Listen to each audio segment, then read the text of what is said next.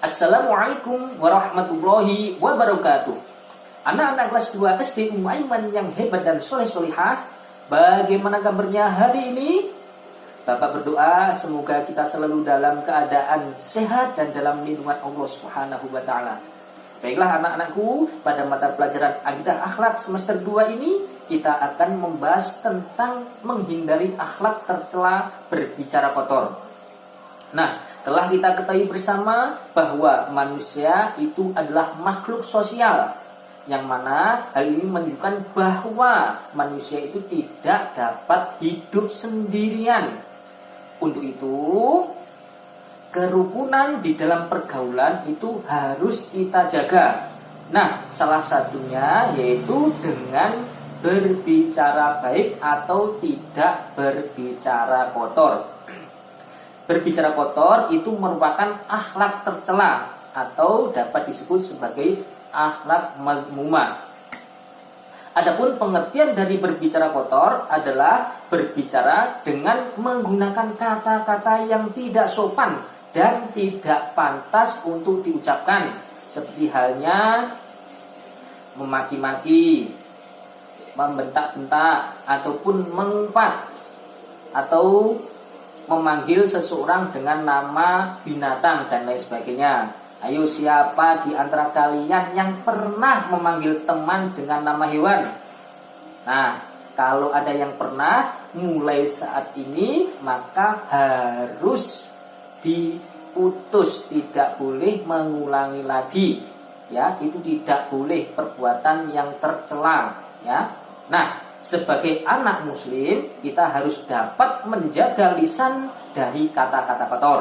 Karena apa? Karena memang berbicara kotor itu tentunya dapat menyakiti perasaan orang lain.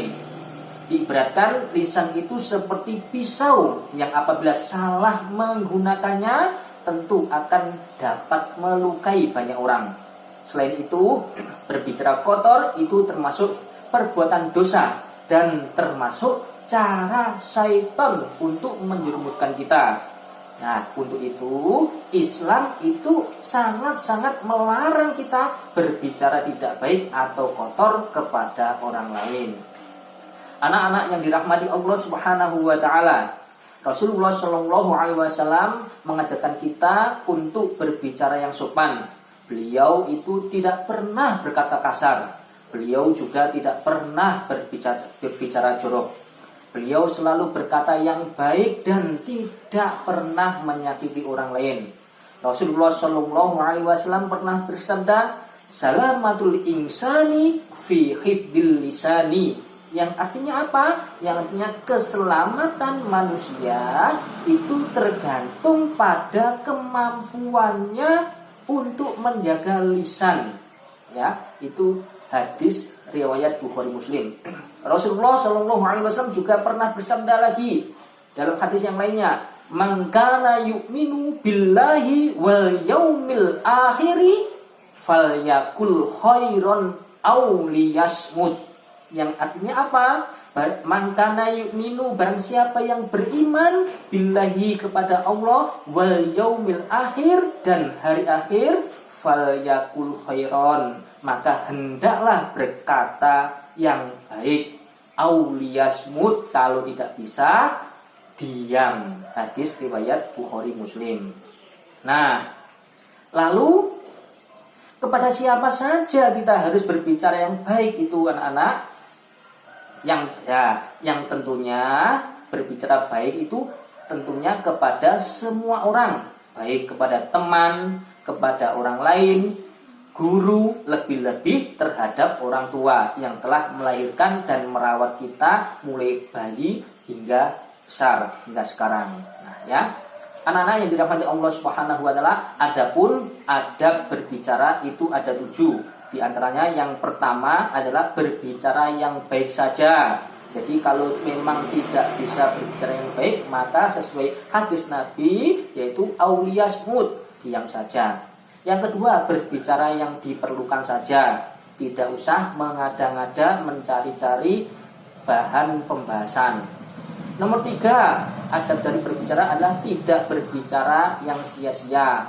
Nomor 4, berbicara tidak boleh berteriak-teriak. Contohnya, semisal kalian itu sedang santai-santai, kemudian kalian lapar, kalian berteriak, "Bunda, tolong ambilkan makanan dong." Nah, seperti itu. Nah, caranya sebenarnya itu sudah, kata-katanya sudah benar, minta tolong, akan tapi dikarenakan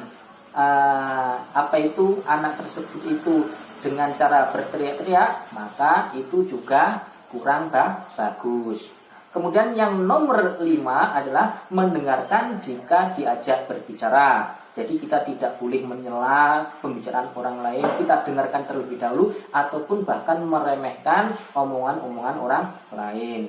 Yang nomor 6 yaitu berbicara tanpa menyinggung orang lain, seperti mengumpat, mengejek, menipu orang lain.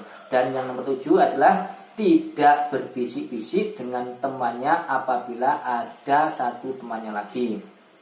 Nah, adapun keuntungannya apabila kita mau berbicara baik, tentunya sangat banyak sekali. Di antaranya, yang pertama, disenangi banyak teman. Yang kedua, mendapatkan pahala dari Allah Subhanahu wa taala. Nomor 3, terhindar dari dosa. Dan yang nomor 4, tentunya dihormati orang lain. Sedangkan kalau kita itu sering berbicara kotor, tentunya tidak akan mendapatkan keuntungan, malah mendapatkan kerugian. Apa saja kerugiannya itu? Tentunya yang pertama adalah dijauhi teman. Yang kedua, tidak dipercaya oleh orang lain. Nomor 3, mendapatkan dosa. Nomor 4, menjadi temannya syaitan. Dan yang nomor 5, tentunya tidak dihargai orang lain. Nah, itulah anak-anak pembahasan dari akhlak tercela berbicara kotor. Semoga kita senantiasa dapat terhindar dari berbicara kotor. Terima kasih atas perhatiannya dan wassalamualaikum warahmatullahi wabarakatuh.